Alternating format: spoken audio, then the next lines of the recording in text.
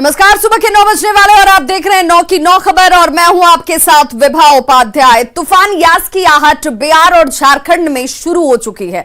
आज शाम यानी कि कल सुबह तक तूफान यास ओडिशा के बालासोर तट से टकराएगा और आशंका ये जाहिर की जा रही है कि इस दौरान 150 से लेकर 175 किलोमीटर प्रति घंटे की रफ्तार से हवाएं चलती नजर आएंगी। वहीं बिहार झारखंड में तूफान के खतरे को देखते हुए अलर्ट जारी कर दिया गया है। आज सुबह से ही कई जिलों में बारिश भी हो रही है। 5 तस्वीरें आपके टीवी स्क्रीन पर जिनमें आप देख सकते हैं कि किस तरीके से उसका असर जो है वो साफ नजर आता हुआ। मुंगेर, किशनगंज, बोकारो, गिरिडीह और साहिबगंज की ये तस्वीरें जहां पर बारिश की शुरुआत हो चुकी है। तो तूफान यास की आहट की ये 5 तस्वीरें ये बता रही हैं कि देखिए उसका इंपैक्ट किस कदर है और इसे लेकर एनडीआरएफ की टीम को सतर्क रहने को कहा गया है। तमाम जिलों में अलर्ट जारी किए गए हैं। 25 से लेकर 27 मई तक तूफान यास का असर जो है वो नजर आने वाला है और ऐसे में उसकी शुरुआत हो चुकी है।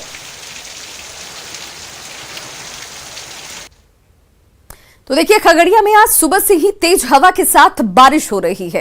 तेज बारिश से लोगों को भीषण गर्मी से जहां एक तरफ राहत मिली है, वहीं चक्रवाती तूफान यास के वजह से लोगों के सामने कई समस्याएं भी, जिसकी तस्वीरें आपके सामने है। खगड़िया की ये तस्वीर है जहां पर तेज हवा के साथ देखिए बारिश किस कदर होती हुई।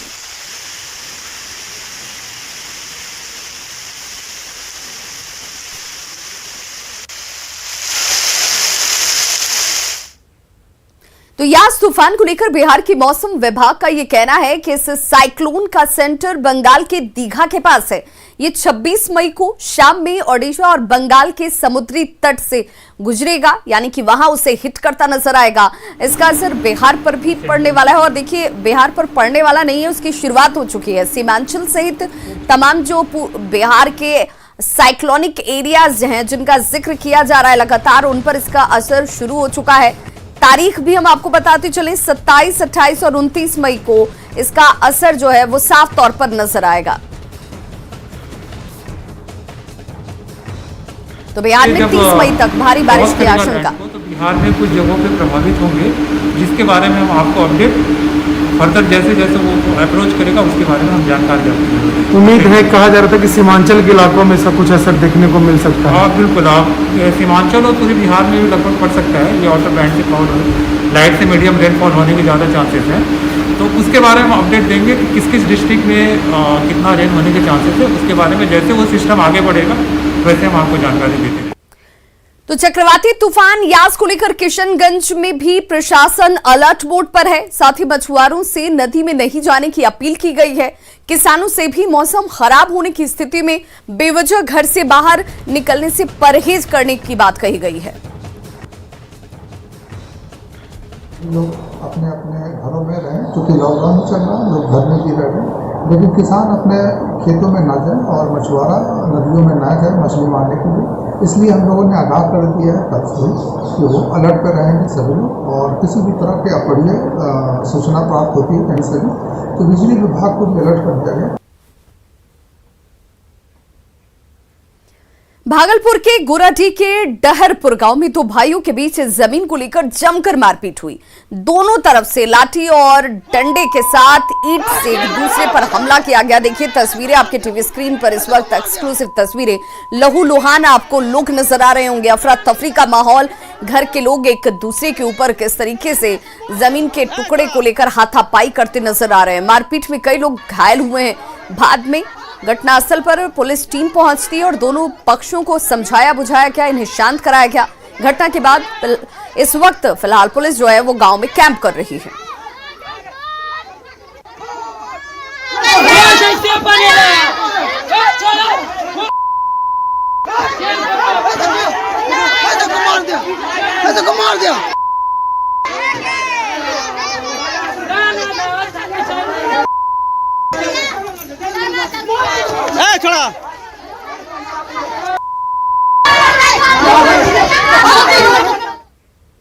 बिहार में कोरोना महामारी को मात देने के लिए राज्य सरकार ने चलंत टीकाकरण केंद्र चलाने का फैसला लिया है और आज से ये वैक्सीन वैन तमाम गांवों में घूमने वाली है। देखिए 45 साल उम्र से ऊपर के तमाम लोगों को टीका लगाया जाएगा और राष्ट्रीय बाल स्वास्थ्य कार्यक्रम के तहत 700 वाहनों को टीका एक्सप्रेस के रूप में तब्दील कर दिया गया है। यानी कि ये टीका एक्सप्रेस जो है वो दूर दराज ग्रामीण क्षेत्रों में पहुंचेंगे। सभी प्रखंडों के लिए एक एक चलंत वाहन जो है वो इस वक्त जिलों को दिए गए हैं। 45 साल से ऊपर के लोगों को टीका दिया जाएगा, जिसमें एएनएम और फार्मासिस्ट की टीम जो है वो मौजूद रहने वाली है।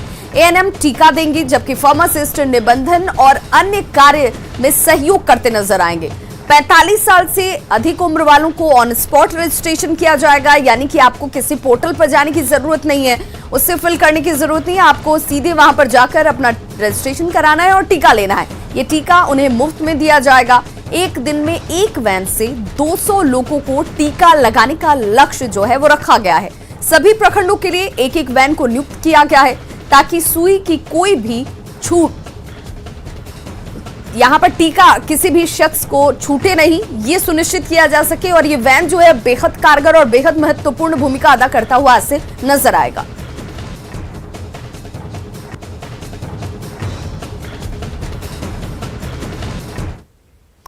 तो देखिए, सरकार लोगों के स्वास्थ्य को लेकर तत्पर है, लेकिन लोग जो हैं वो मानने को तैयार नहीं है। हम आखिर ऐसा क्यों कह रहे हैं, जरा इन तस्वीरों को अगर आप देखेंगे तो आपको साफ समझ में आ जाएगा। छपरा की ये तस्वीरें, छपरा के गरखा में एक शादी समारोह का आयोजन किया गया। यहां तक सब कुछ ठीक था, लेकिन देखिए प्रोटोकॉल जो है, जो गाइडलाइंस है, 20 लोगों की उपस्थिति के साथ ही आप शादी समारोह कर सकते हैं, उसकी धज्जियां उड़ा दी गई। और यहाँ पर जिस तादाद में लोग जुटे हुए हैं, रात भर डांस का कार्यक्रम चलता है, लोगों की मौजूदगी रहती है, लेकिन किसी के चेहरे पर आपको मास्क नजर नहीं आ रही होगी। लेकिन सवाल ये भी कि आखिर स्थानीय पुलिस प्रशासन क्या कर रहा था? क्या वो सो रहा था? पुलिस के कानों तक इसकी गूंज कैसे नहीं पहुंची? वीडियो सोशल मीडिया पर वायरल है। आपको बताते चलें कि लॉकडाउन में डीजे पर बैन लगा हुआ है, साथ ही शादी समारोह में शामिल होने वाले लोगों की संख्या भी निर्धारित की गई है, लेकिन इन तमाम नियमों की धज्जियां उड़ाई गई, प्रोटोकॉल को खुले तौर पर तोड़ा गया। अब ऐसे में जिला प्रशासन की संजीदगी पर भी सवाल उठता है।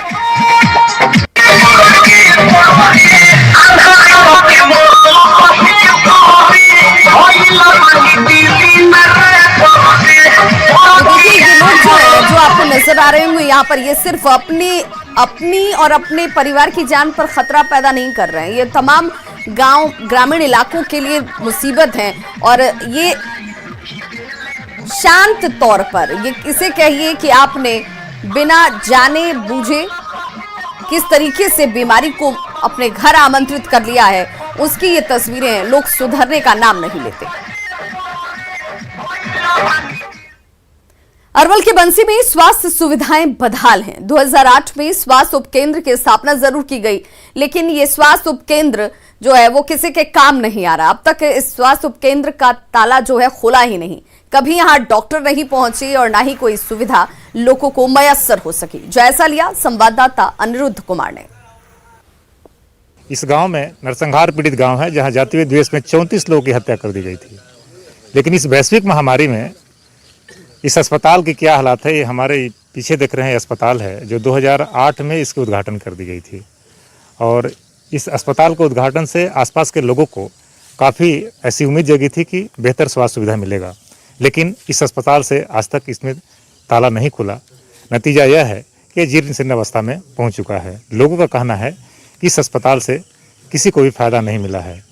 राष्ट्रीय जैसे पर्व पर भी यहाँ झंडोत्तोलन करने के लिए कोई भी स्वास्थ्यकर्मी नहीं आते हैं। जिस प्रकार से हालात स्वास्थ्य विभाग का देख रहे हैं, स्वास्थ्य विभाग ये खुद जो है अस्पताल को इलाज किए जाने की ज़रूरत है। न यहाँ चिकित्सक होते हैं, न कोई नर्सिंग होती हैं, और ऐसे में यहाँ के लोगों का इलाज अगर करनी होती है तो तकरीबन 10 किलोमीटर दूरी पर चल करके या तो फिर कुर्था या फिर सदर अस्पताल अरवल की ओर जाना पड़ता है। अनिरुद्ध कुमार, न्यूज 18। औरंगाबाद सदर अस्पताल में पिछले 4 सालों से बंद आईसीयू को चालू करा दिया गया है। डीएम ने कहा कि न सिर्फ बंद पड़े वेंटिलेटरों को चालू कराया गया, बल्कि अस्पताल के डॉक्टर और कर्मचारियों को ऑनलाइन प्रशिक्षण भी दिया गया है कि आप इन्हें कैसे चालू करेंगे, कैसे मरीजों के लिए ये कारगर होगी, और इसे लेकर ऑनलाइन प्रशिक्षण भी मुहैया कराए गए। देखते हुए हम लोगों ने सभी मशीनों को ठीक कराया, उनके इंजीनियर को बुला के, और यहीं पे जो लोकल डॉक्टर थे उनको कोविड स्पेसिफिक ट्रेनिंग, कोविड के अंदर आईसीयू कैसे इस्तेमाल करना है, क्योंकि उसकी ट्रेनिंग हम लोगों ने दिल्ली की कुछ टीम से बात करके दिलवाई। दिल्ली में वहाँ के ट्रॉमा सेंटर, एम्स के ट्रॉमा सेंटर के जो लोग थे उन्होंने ट्रेनिंग दी, वर्चुअल ट्रेनिंग दी और उन्होंने फिजिकली सबको चला के देखा। इनके इंजीनियर आए मशीनों के, उन्होंने चलाया और सभी जो हमारे यहाँ पे लोकल कर्मी थे, हमारे यहाँ के लोकल डॉक्टर थे, हमारे यहाँ के लोकल एएनएम थी, उन्होंने कोविड स्पेसिफिक ट्रेनिंग उसके अंदर ली है और अभी वो लोग यूज़ कर रहे हैं। कोई नया मॉडल है क्या इसमें? नहीं, नया मॉडल नहीं, ट्रेनिंग चूँकि इस समय में नॉर्मली नहीं हो सकती थी और तो उसके लिए उन्होंने वर्चुअल ट्रेनिंग से ही इसको पूरा सीखा था। अभी भी लगातार वर्चुअल ट्रेनिंग उनकी चल रही है। ट्रेनिंग में उनको वो डेली नई नई चीज़ बताते हैं और ये लोग वापस इम्प्लीमेंट करते हैं। कितने लोग को अभी तक बचाया गया? अभी तो जो मुझे जानकारी मिली है कि 8 लोग डिस्चार्ज हो चुके हैं और 4 बेड अभी खुले हैं। क्या मॉडल ये राज्य सरकार या कुछ भेजा गया है क्या? नहीं, जनरल रिपोर्ट हम लोग भेजते रहते हैं कि हमारे यहाँ पे कितने DCSC चल रहे हैं, कितने हमारे यहाँ पे ICU चल रहे हैं, वो हम रेगुलर रिपोर्ट भेजते हैं। कोरोना काल के इस दौर में कई लोग मदद के लिए आगे आ रहे हैं। बेतिया अनुमंडल क्षेत्र से जो तस्वीर सामने आई वो इस बात की तस्दीक कर रही है। कोरोना की जंग में अपनी भागीदारी निभाते हुए हिंदू जागरण मंच ने GMCH के मरीजों के लिए रिक्शा चालक तक को मुफ्त में खाना खिलाने का बीड़ा उठाया है। साथ ही सभी को काढ़ा भी दिया जा रहा है। कार्यकर्ताओं के साथ पिछले 3 दिनों से काढ़ा और भोजन का वितरण करते आ रहे हैं। आज हम लोग पांचवें फ्लोर पे भोजन वितरण करके नीचे उतरे हैं और आशा करते हैं और प्रयास करेंगे कि आगे भी भोजन और काढ़ा हम लोग का निरंतर जारी रहेगा। कोरोना और लॉकडाउन की वजह से कई लोगों को जो है वो रोजगार उनके पास नहीं रहा, यानी उनका रोजगार खत्म हो चुका है। 2 जून की रोटी भी अब उनके लिए आफत है। इस मुश्किल वक्त में बक्सर में रोटी बैंक एक बड़ी राहत लेकर आया। रोटी बैंक की मदद से गरीबों को मुफ्त में खाना मिल रहा है। यह एक बेहद सुखद तस्वीर है। हम खड़े हैं बक्सर रेलवे स्टेशन पर और इस कोरोना काल में आप देख सकते हैं कैमरे की नज़र से कितने भूखे लोग हैं जहां शाम के वक्त यहां पहुंचते हैं और यहां पर जो स्थानीय लोग हैं, रोटी बैंक के स्टाफ हैं, यहां ज़रूरतमंदों लोगों को खाना खिलाने का काम करते हैं।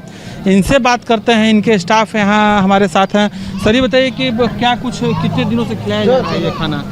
ये खाना हमारे रोटी बैंक द्वारा लगभग 2.5 साल से ऊपर हो गया खिलाते हुए और प्रतिदिन रोटी बैंक सेवा अपना देती है। क्या कुछ रहता है मेनू में खाने? मेनू में किसी दिन खिचड़ी चोखा भी चलता है, किसी दिन सब्जी दाल चावल, किसी दिन कढ़ी चावल, किसी दिन पूड़ी कचौड़ी बूंदिया सब्जी आदि आदि प्रतिदिन। काम छीन गया है, ऐसे में आप लोगों को खाना खिला रहे हैं? जी जी, लोग पहुंचते हैं खाने के लिए? आप खाने के लिए कोई लिमिट नहीं रहता है। खाने के लिए यहाँ 100, 150, 200 पहुँचते हैं। तो निश्चित तौर पर आप देख सकते हैं कि यहाँ जो इनके कर्मचारी हैं उनका साफ तौर पर कहना है कि इस कोरोना काल में जहाँ लोगों का काम छीना है, लोग खाने के लिए यहाँ पहुँचते हैं। और बक्सर रेलवे स्टेशन की तस्वीर बहुत सुखद है क्योंकि जहाँ आम तौर पर लोग भूख से परेशान हैं, काम छीन गया है,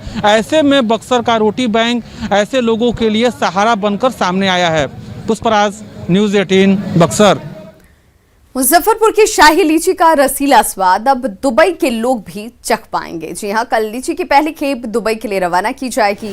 फाइटोसैनिटरी सर्टिफिकेट मिलने के बाद लीची भेजने की तैयारी अब तेज हो गई है। वहीं दुबई के बाद लीची की ये खेप लंदन भेजी जाएगी। आपको बता दें कि इससे पहले रेलवे की पहल से मुंबई में भी मुजफ्फरपुर की शाही लीची भेजी जा चुकी है।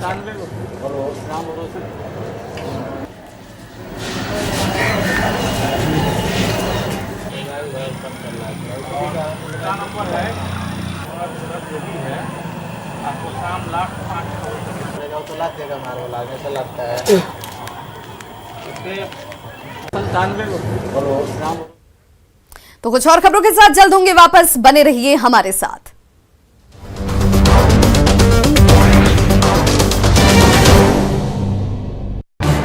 इस न्यूज हेडलाइंस के प्रायोजक पेट सफा आयुर्वेदिक चूर्ण। पेट सफा, हर रोग दफा।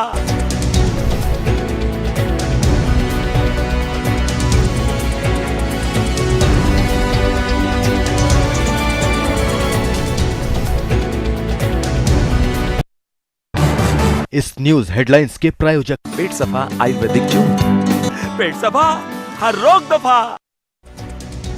B1 100% आयुर्वेदिक एनर्जी और इम्यूनिटी सप्लीमेंट पेश करते हैं आज की सुर्खियां।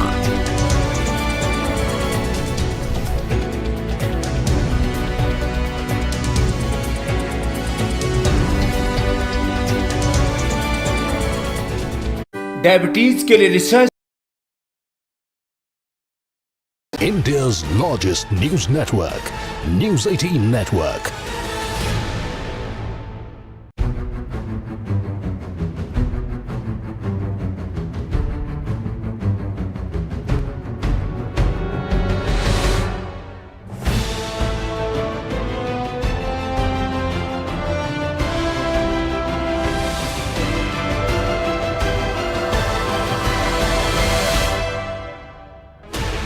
Sixteen channels, 15 languages, 26 states, 1,200 plus reporters, 66.9 crore viewers. India's largest news network, News 18 Network.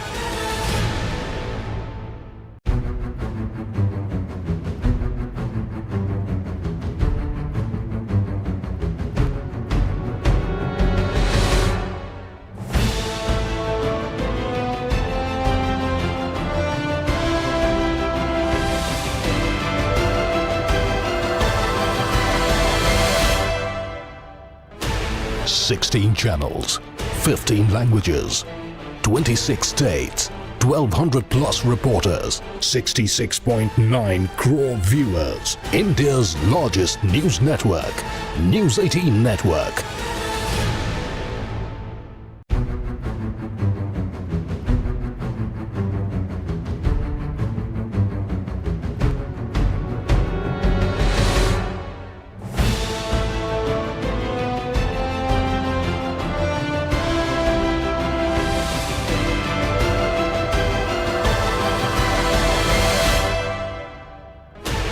Sixteen channels, 15 languages, 26 states, 1,200 plus reporters, 66.9 crore viewers. India's largest news network, News 18 Network.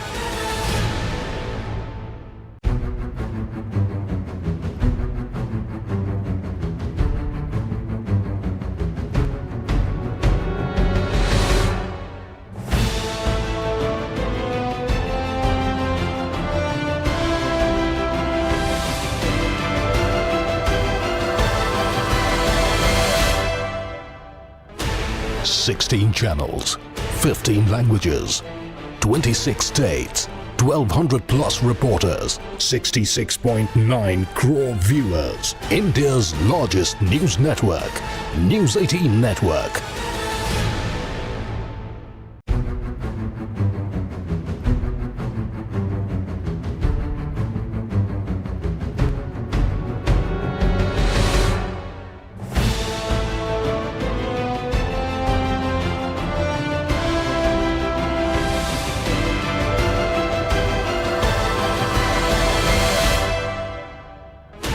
Sixteen channels, 15 languages, 26 states, 1,200 plus reporters, 66.9 crore viewers. India's largest news network, News 18 Network.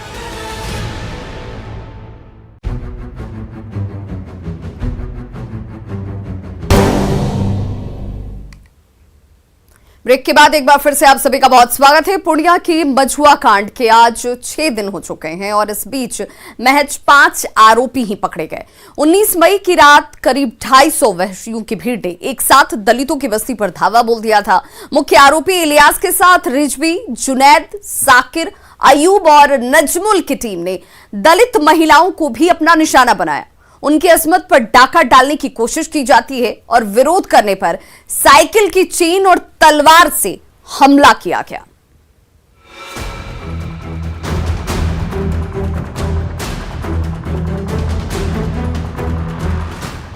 Majhua के इन महादलितों पर कहर बनकर टूटी एक समुदाय विशेष के दबंगों की भीड़ ने सिर्फ घरों में आग ही नहीं लगाई, बल्कि यहां मौजूद हर चीज को तहस नहस कर डाला। महिलाओं को भी नहीं छोड़ा। वहशी भीड़ ने महिलाओं की अस्मत पर भी हाथ डाला।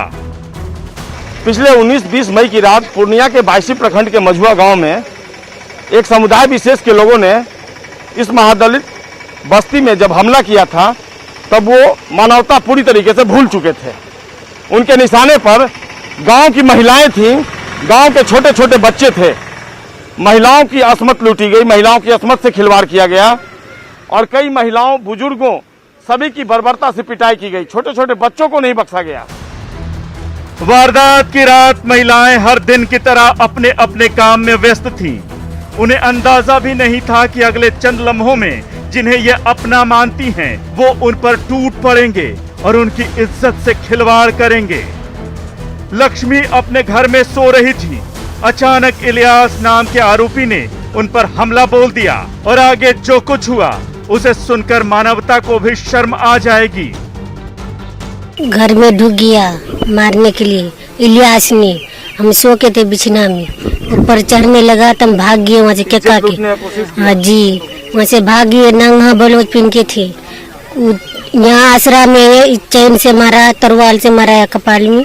भागने लगे, ससुर लागेगा, पियंग धरे नहीं छोड़। लक्ष्मी 4 महीने की गर्भवती है।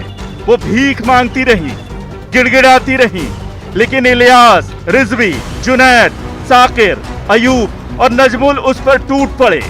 जब लक्ष्मी ने अपनी असमत बचानी चाही तो आरोपियों ने उस पर साइकिल की चेन और तलवार से हमला बोल दिया। मारते अंधुन मारने लगा वो लोग, इलियास ने, रिजवी ने, घर में ढुक के। आप उसको पहचानती हैं? जी, इलियास को और रिजवी के चिंते हैं। आरोपियों ने इतनी बेरहमी से मारा कि लक्ष्मी के शरीर पर हर तरफ बस जख्म के निशान हैं। हैरानी की बात है कि जिस इलियास ने सबसे पहले लक्ष्मी पर हमला बोला, उसे लक्ष्मी अपना ससुर मानती है, लेकिन आरोपी इलियास की आंखों में तो जैसे खून और वहशत सवार थी। तो कहे कि छोड़ दीजिए, नहीं मानने लगा। बेसर था, बेसर छीन लिया वो लोग। जी, बेसर था, चैन से मारा है यहाँ। हम भागने लगे, ससुर लागे नहीं मारिए, गाली किया वो लोग। तरवाल से मारा वो इलियास ने। क्या लगता था कि आज बचेंगे नहीं बचेंगे। इन आंखों में आंसू है, मायूसी है, लाचारी है, बेबसी है, दर्द है और खौफ भी। इन्हें रह रह कर उस रात का मंजर याद आता है। लक्ष्मी को अब भी विश्वास नहीं हो रहा है कि उसके साथ वैश्याना हरकत करने वाला कोई और नहीं, बल्कि जिसे वो अपना ससुर मानती थी वही है। यही हाल उर्मिला का भी है। उर्मिला आशा कार्यकर्ता है और हर दिन वो गांव के घरों में जाकर उनकी मदद किया करती थी। उन्होंने भी आरोपियों में से एक की पत्नी की डिलीवरी कराई थी। कपड़ा फाड़ा है सर, बुरा तरीका से बेइज्जती किया था सर। कपड़ा फाड़ लिया था, कपड़ा छीना लिया था। इधर से जो गया ना सर, कम से कम 300 आदमी, तो गली में इधर जो घुसा ना, हम घर से थोड़ा गली आए, हम लोग को तो कोई मालूम है कि कौन सी होगा नहीं होगा। मेरा पति लड़का सब सो करके था, छोटा छोटा बच्चा है मेरा। हम वैसे का आशा उर्मिला देवी है, हम आशा है सर। हाँ, वैसे का उनके लिए भी तो काम करती हूँ। हाँ, सबके लिए काम कर रहे हैं सर। बहुत बार काम हाँ, उसका डिलीवरी कराए हैं। बताइए, सब सामान आपको नहीं पहचाना वो लोग? पहचाना है ना सर, और फिर भी किया? फिर भी ऐसा अत्याचार। उर्मिला की लाख मिन्नतों के बावजूद बलवाइयों ने उन पर हमला बोल दिया। उन्हें लाठी, डंडों और साइकिल की चेन से मारा, यहाँ तक कि तलवार से भी हमला किया। आरोपियों की भीड़ ने हर उस महिला के साथ ऐसी हरकत करने की कोशिश की जो उनके सामने आया। महिलाओं ने इधर उधर छिपकर अपनी जान और अपनी असमत बचाई। कुछ ने तो पास के टोले में जैसे तैसे पहुंचकर शरण ली। संजय कुमार, न्यूज़ 18, मझुआ, पूर्णिया।